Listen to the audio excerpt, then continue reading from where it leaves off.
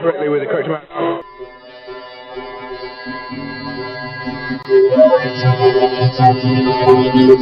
Sailing in from London, Ontario, Soul Heavy's catchy riffs and classic sounds will hook you with positive good vibes. To check them out and order their self-titled Soul Heavy CD, log on to myspace.com/soulheavy. Hi, Tina here, journalist for HMTV Canada Easy. We have some very special guests today. Please welcome Soul Heavy. Hi, Soul Heavy. How's everyone doing today? Good. We're doing great. Well. How is your new album coming along? Can you tell us about the songs and their themes or anything about the album art? Album art? Okay, well, I think I'm going to give that to Brian. Well, I don't know. Brian, do you want to answer that one?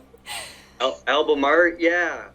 My buddy from California, I got back from California after 10 years, and he created the logo, which you see, for the album, and he created the new one as well, the silver one. Okay. And that he just comes from, PJ and I were discussing what we could do one day, to make it unique, and we came up with the idea of the 45 insert, because that pretty much retrospects our ages. Okay. Now, this is going to be on your new album that's coming out in February, right? Yes. Okay. Now, can you tell us a little bit about the song tracks and the themes? The song tracks and the themes. Yeah. Just like basically what they were written about? Yeah, like how many song tracks are appearing on your new album, and can you give us a hint about what the song themes are about, the lyrics? The new album will have the same as the digital format, Tina. So there's still going to be only 7. Okay.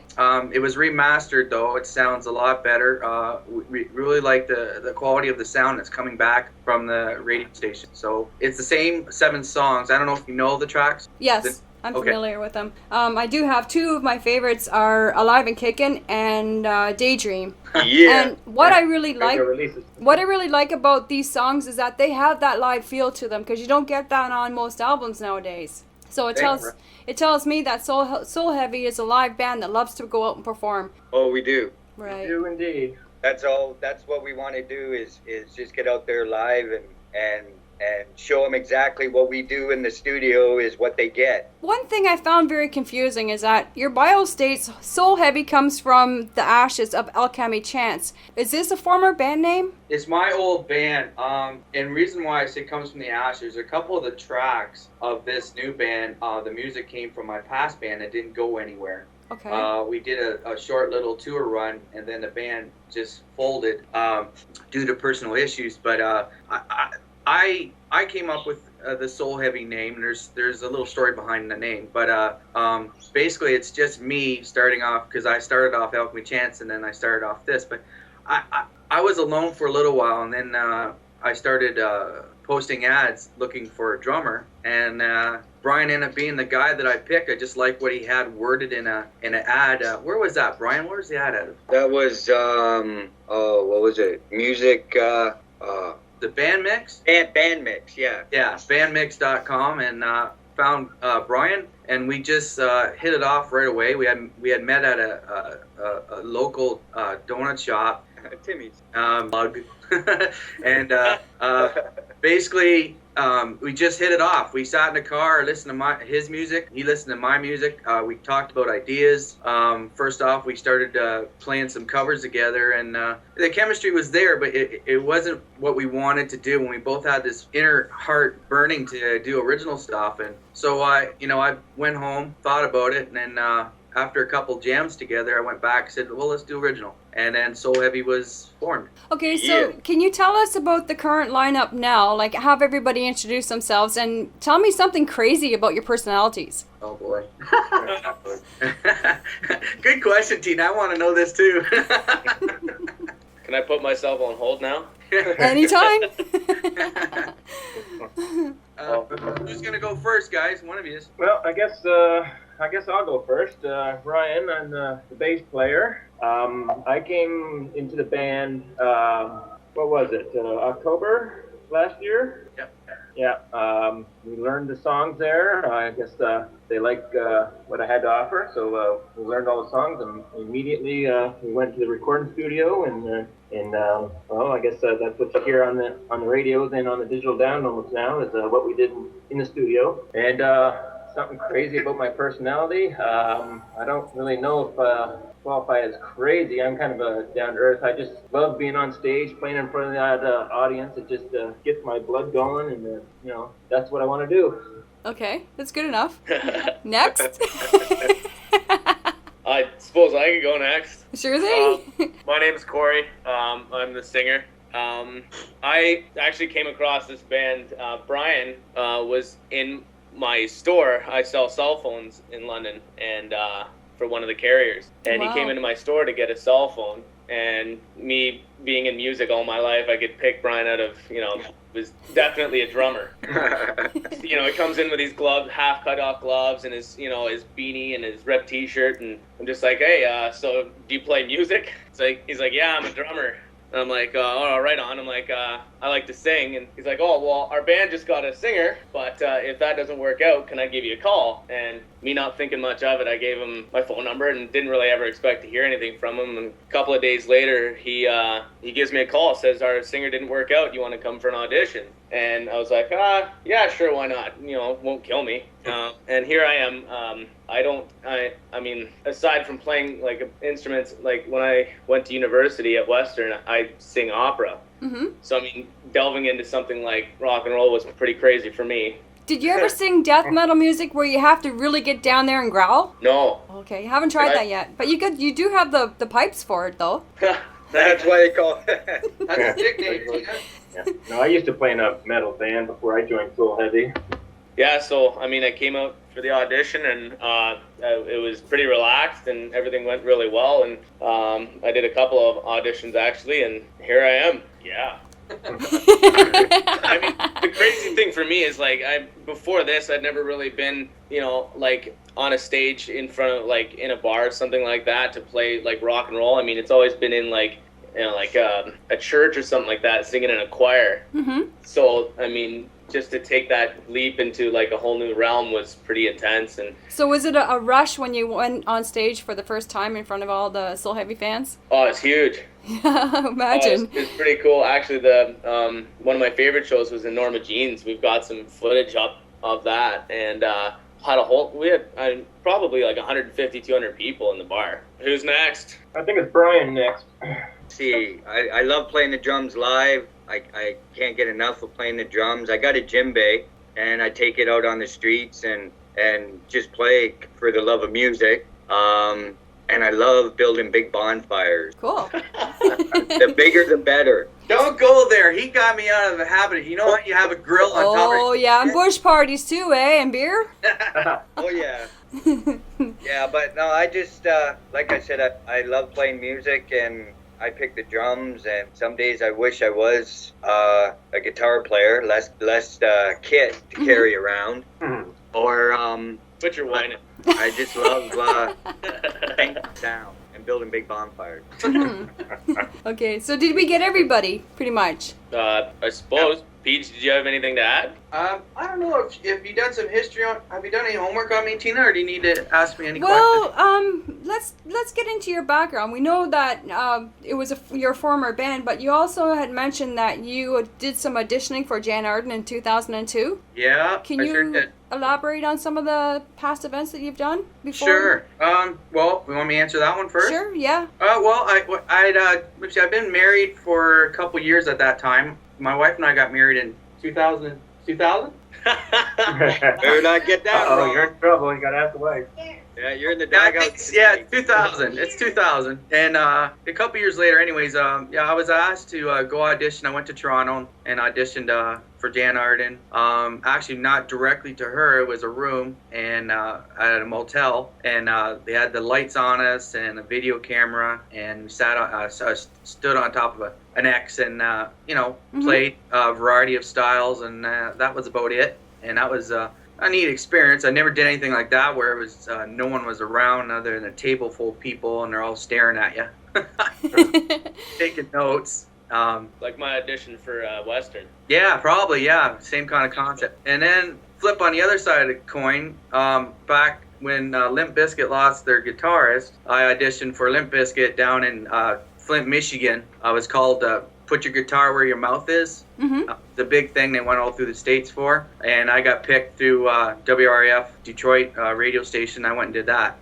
Wow. So you've had a lot of opportunities before forming Soul Heavy. Yeah. Well, Alchemy Chance was a good band I had. It just the guys weren't willing to leave their day jobs. I was with older guys. I was actually the baby in that band, and Oh wow. and they, two out of, well, actually three of them all had jobs that were well over 20 years in. Wow. So they didn't want to up and leave that to do a full-time tour, and we were asked to too. So because of that unfortunate circumstance, I felt it was time for me to leave the band because it wasn't going any further. Okay, yeah, explains everything then. Now, the thing I like about your songs is that they're bouncy, they're catchy riffs, it's about good times, and it's just a lot of positive vibes coming from them. Do the band members contribute to the writing of the lyrics, right down to the riffs and everything, when it comes to creating or producing or putting these songs to the sounds and everything? Corey? Well, it seems it's like everybody definitely throws in their share, but it's kind of hard when I'm not really a guitarist. I mean, I like to play, but I'm I don't have the caliber. And PJ's got the riffs. You know what I'm saying? Yeah. So, You still put in your say, oh, that doesn't sound right. Why don't you try something else? And we try it and it works. And so you don't have to be a guitar player to contribute to the riff. oh no, we all contribute stuff. Me and Brian like to have these hardcore sit down sessions where PJ, like, after the riffs, and we'll write usually the music first, and then the lyrics will come after. Okay. And they'll have they have a general idea of what they want, and then Brian likes to kind of just keep a notepad and pen handy and jot down things that just some solid rock and lyrics, and then we'll get together and arrange them and just write until we're blue in the face. Cool. Yep. Now, your master engineer, is he in the area where you're located, or do you send your files off through the internet to be mastered by someone else professionally in another place, outside of Ontario? We actually mastered and remastered with Brian Gano, the producer that did Shania Twain's demo for Nashville, Okay. and just finished with Jessica Tyler, who just signed to Sony Canada. Cool. Yeah, he is amazing. He became a friend, not only a producer to us, he just knew us, and the magic happened really quick. We recorded with him at what's the name of the studio? Harlow Studios. Yeah, Okay. Harlow Studios, and then he had a mixing suite set up somewhere else, and then we went and mastered there, and then Corey did his main vocals on top of the ghost vocals, and that's about it. It happened so fast. We were ready for it. We've been working really hard, and we went and banged off 7 songs really fast. Wow. And the good thing about Brian is he lets you be you. He, because he's the producer and he's in the musical background, so he knows what he's doing. But he doesn't try to gear you into the sound that he's trying to achieve. He lets you be you and achieve the sound that you're going for.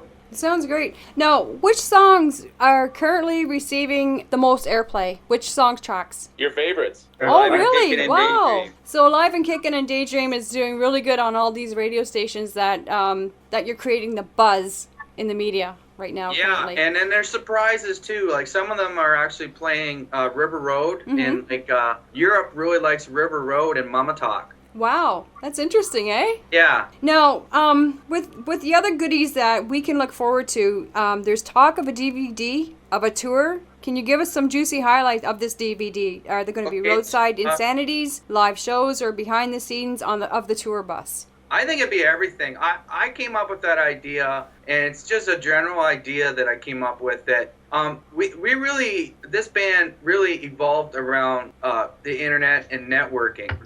The growth that's happening in such a quick pace, we really should show what happens in the 2010, because this is going to be a big year for us to have such a buzz in such a short time frame. The CD MP3 just came out on November 17th. And that in itself, such a short time for such a buzz already. It is.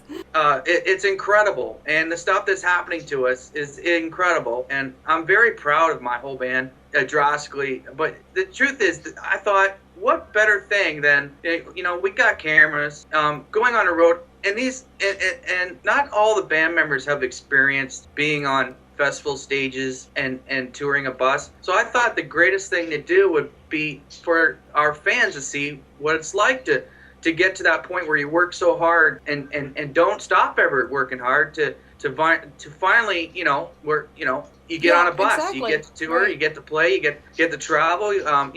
We're starting off this tour run with dates. When you leave your hometown, it's automatically considered a tour, right? Mhm. So we're going way up to Brampton. We're doing 2 shows with Canada icons, Moxie. I mean, right off the hop, we're opening for Hard Road, which is Russell from Killer Dwarfs, the lead singer's new band. Right, Ottoman. Yeah, and and I'm getting like emails and in contact with other huge icon Canadian bands. I don't know if we're coming across as being a brand new classic rock, but I'll accept that. It doesn't bother me any. I mean, if that's the hype, that's the hype. We'll take what we can get, but we just want to get out there and play on the road, guys? Oh, for sure. I had the inkling that the entire band's heart is in playing those live performances, the live shows, not sitting around. Like, you want to get out there all the time and play. Yeah, we're not studio musicians, although we can do that job, and we found out we can do it rather quickly. Right, yes. And get things down pretty good, which impresses me that I got 4 guys who can actually go in a studio and get her done instead of having to go to a green room and end up throwing things against the wall. So right. to have 4 guys who can get her down and get her done good after a couple takes, Tina, I couldn't be happier. Right. So now, when it comes to playing live, do you prefer to play indoor or outdoor venues? Doesn't matter really. I guess indoor if it's raining. But with the outdoor venues, like music festivals and that sort of thing, you get that sound going all the way down the street. You just get a better live sound, louder. Yeah, that's what I love about I'm excited outdoor. for a lot. I happen to favor outdoor more than the indoor. Because the indoor, you get that sense of distortion. If you walk into a big place, it's fine, but you walk into some places where it's cramped, there's distortion there. You get a reverb and echo back. You can hear it a lot of in a lot of the like video footage stuff where stuff will get cramped and the sound doesn't travel and the acoustics are just terrible. Yeah, because it sounds like you're in a box. Yeah, exactly. When it comes to indoor venues, is there a certain stage setup that the band has to accommodate all their equipment? Like, have you ever been faced with a challenge where the stage is too tiny or is too large and you have to work around those? Roxbury, we had to kind of build a little bit of a stage. Luckily, they had some more like spare stage part hidden in the back. Usually, we're pretty good because we don't have a whole lot of crap. Okay. Ryan takes up the most space.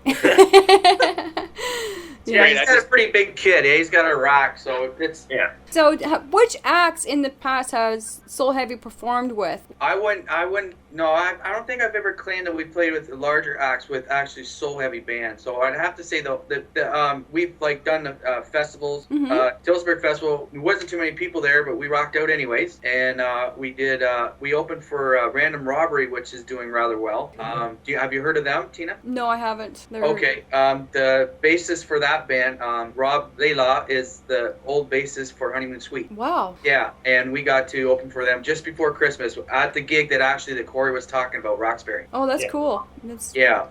Really, the problem is every time we got close to being ready to come out, we'd end up going through another singer or a bassist. Oh man, that sucks. So a lot of the gigs that we played were like a random Thursday night gigs with 3 or 4 other bands, and so they were all indie bands like ourselves. That's why this year we're ready to start. Our goal is for the next couple years is to be a supporting act, opening for major label or very well-known band, and just to build our fan base. Okay, that's awesome. Now, if you had the chance to tour anywhere in the world, where would you like to go or perform live in? What country? I want to go to Japan. Everyone says that. I love the Asian culture. I mean, I'm deep into different martial arts myself, so and I follow a lot of Buddhism. So for me to travel to like China and Japan would be a dream come true. I wouldn't mind Sweden and Switzerland and all that myself. Very beautiful country out there. A Sweden guy. I want to play the Sweden Fest. Europe is a hot spot for like classic metal, and they love that. That's where like all the really good, great bands come from too. But it really seems to be rock and roll and classic rock seems to be doing very well in Europe. Well, we plan on a UK. Actually, I wouldn't mind Brian answer this. Is he here? No. He can type. He can't hear me, but he can type. Okay, because he can really, I really like him answer because it really neat what happened just past Christmas. Oh, really? Tell me Yeah. about that. Well, I'd rather him. Okay. It's All right. kind of his story. Well, can you tell us about your website that's under construction now? Is this going to be a community site where the fans can interact with each other? That's the Definitely. main focus. That's the main focus. Awesome. And any ideas for the design or the looks? Right now, I'm just gonna pretty well use the HTML coding that I have set up at MySpace until we find an artist that we like, all the band, the work they've done, and then we'll pick somebody. But as for getting it up right now and getting it going and getting the blog so the fans can communicate with us and leave messages, and our merchandise page, because we really want to get our merchandise going. Okay. So right now, basically, we're gonna pretty well have the looks of what's on MySpace. All right. So give us an idea of what the music scene's like in Oxford County. Are there lots of clubs to play at? Something? No, I was outside and trying to get you, and I couldn't I could hear every conversation, but you guys can't hear me. Okay, we can hear you now. Okay. Okay, so one thing I'd like to mention, Tina, is I heard about what I did in Christmas, and I had the opportunity to go to England. Oh, wow. Yes, and we got a really well-to-do contact over there. His name's Mark Burrows. Mm-hmm. He is currently working on a Europe tour for us. Awesome. Yes, and he's going ahead to do the hit the radio airwaves. Mm-hmm. We banged heads while we were there, and he's all in this for us, and he loves our music. And everybody in the UK that I played Soul Heavy for, well, not in the UK, but I mean we're in Fareham, England, and they all liked it, and everybody was downloading it off iTunes, and they couldn't say anything bad about it. So it's definitely a buzz over there. That's cool. Now, I was getting back to the local scene here. Do you find that the band's able to play at lots of clubs throughout Ontario, or do you think our music scene sucks here? It sucks. Yes, it sucks. You got to travel. You have to travel. I've noticed from doing the bookings and talking to the booking agents and what we're about to do like with these warm-up shows and all that, and then finally land a tour. But until that time, these gigs, they can't be local. We have a couple bars, one called Norma Jean's, which is pretty good, and then they just started another one in Tillsonburg, Norma's 2. Bands are going there, but if you don't include those places, there's not much really around that's, there's a couple, like there's bars that keep trying in London, and not like we played the Roxbury, these owners are trying, but it's not really going anywhere. But if we make the trip to, like, for a 2-hour drive to Toronto, we're getting into a bigger population, so it's very easy to have the bar busy. Right, exactly. And it's all traveling. I'm noticing that I cannot set up anything all local, and we're not really trying to be a local yokel anyways. We're not a local yokel. Okay, exactly. Once you're on the internet, your name is going to get out there. You know that. But I was just wondering if there was a lot of support locally that you have. Oh, yes. Like Corey was saying, he's probably the best guy to answer that. What do you think of the support we had at Norma Jean's last summer, Corey? We packed the place, which was pretty cool. I mean, that's the thing. The Londoners and like our surrounding area, they love their music and they love their locals. So I mean, it's just the problem is to actually, there's not a lot of advertising in it. There's not a lot of pull to drag people out. I mean, I find that you get a few local bands and their name never really travels far, unfortunately, and there's not a huge buzz, like a good scene that goes on in London. But I mean, friends and family and fast approaching fans will definitely come out to see you. Yeah, exactly. Let me say something about that, Tina. I grew up here in London, and then I moved to Toronto, and then went from Toronto to Alberta, and then went to the States. Now, in London here, and it's always been this way, London has a huge music scene. A lot of musicians are in London. A lot of talent. Yeah, a lot of metal bands too. There's no way to get out of London. There's no way to spread the word of what they do. I don't know if it's they want to be classified as their own musician. They don't want to get out. But I mean, before it was like where all the street people not hung out, but it was like where the street musicians went all the time. Right. It was a dive, but I mean, you could get amazing talent in there under that one roof. Yeah, for sure. And it's just like people, they just want to stick to London, and they don't want to. They don't want to travel somewhere else to see anybody. Yeah. In order to get your name out there, like, it helps to have street teams locally where you are and located in London. London, and then have them go touring with the band and helping sell the CDs and the merchandise and the T-shirts. Do you have a local street team that does that? It's all in the works. Yes, we do. We have a local who's representing Ontario and Canada right now, which will spread more. Yeah. Stateside obviously picked up on it really quick because I got street teams building up everywhere. Cool. As in, yeah, if you go on our MySpace, you'll see the street teams. I have them on our top friends. Okay. And they're building. In fact, our administrator, our head street team leader administrator, his name's Josh Toffelmeyer, which happens to be almost family, eh, Brian? Yeah, almost, yeah. And just a ring and then it'll be family. That's right, yeah. So he's heads up all the street teams and helps out the leaders with their web pages. And there's another one actually being built. It's another stateside one, but it's for Tennessee and Florida. But as in Canada, we have one. It's just getting going, and basically I want to work with her where she'll actually come and meet the band. We'll go for coffees and then discuss on the merchandising and all that. So we're all pretty well at that spot in the next little while. That's cool. Okay, when it comes to a record label, what is the band looking for? Is it both distribution and tour support? That's exactly all we're looking for is distribution, promo blitzes for radio stations, and tour support. The rest we'll do from ourselves from playing live. Okay. I think that we are a strong enough live band, as you tell, and you've said yourself, that we will sell those record sales from our live playing and merchandising from that, and with the website, of course, helping out on the merch side. But this band,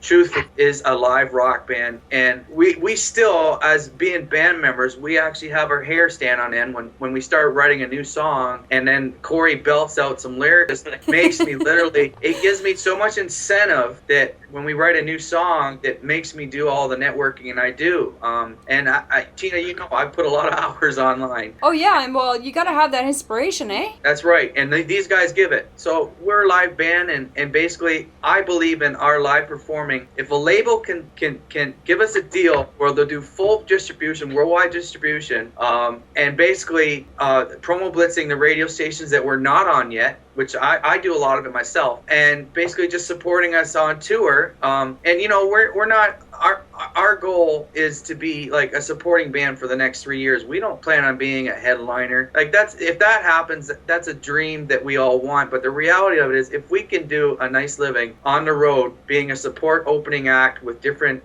label artists, that more than makes us happy. So then, this is your main career focus within the next 5 years. This is what you want to accomplish. Next 5 years, I wouldn't say that's 5 years. I'm giving Okay. it. I would say the next 3 years is building our fan base off major label artists. That sounds good, because that's a very logical way of approaching things to really get your name out there. Well, and also too, I happen to have two friends in a band that's doing rather well in a short, and I'm getting a lot of advice from them. Not lately because they're busy. In fact, I think they're in Germany right now with Lemmy from Motorhead. But the band's called Blackstone Cherry. I've heard of them. I know the members of the band, and you know, we're mutual friends on MySpace. They try to get messages back to me, but understandable, they're busy. But one of the major advice was given to me from Ben and Chris is when I did get answers back from them, one of the things they did say was getting and just play, and don't worry about how big your fan base is. Just play your heart out. We will gain fans from opening up for signed acts, and that's what they did. Unfortunately, they've had, you know, their parents that are, you know, members of Kentucky Headhunters. But if you put that aside, truth be known, I think the best route and best path for us is to go out there supporting a major act and being a strong supporting band. Play our butts off and just, you know, kick ass for our 40-minute set, and we'll build our base that way. I think that's our goal for the next 3 years. Sounds good. Okay, so before we end the interview, is there anything in closing that you'd like to say to your fans? No school like old rock. We appreciate all the fan support, and you know, we'll just try to keep out pumping out all the good hits. Okay. I'll make sure these guys take their Geritol too. You never asked that. You never asked about like how we deal with age differences or anything. Well, you see, Soul Heavy is the type of band that appeals to all ages. That's awesome. I want that that kind of answer. That's exactly what I want to hear. Everyone loves classic rock, and all age. The person who's like 60 and retired, they still want to listen to classic rock. Yeah, it's amazing that I'm even getting a fan base of 60-year-olds, 50s and 60s, which is mind-blowing. And then we'll even get fans that are 18, 17 years old. Yeah, exactly. It's no one wants to listen to the same music all the time. Everybody loves variety. That's exactly what I've been finding. Thank you. Okay. Do you think it's? I have a question for you. Do you think it's okay to be considered as a new band but classic rock? Yes, it is okay. It's popular. Okay. Yeah, definitely run with it. All right. Okay. Well, thank you, Soul Heavy, for this interview, and Horns High, you rock. Thank you. Thank you. Okay, come back anytime. Thanks for your time. All right, you're welcome. Cheers.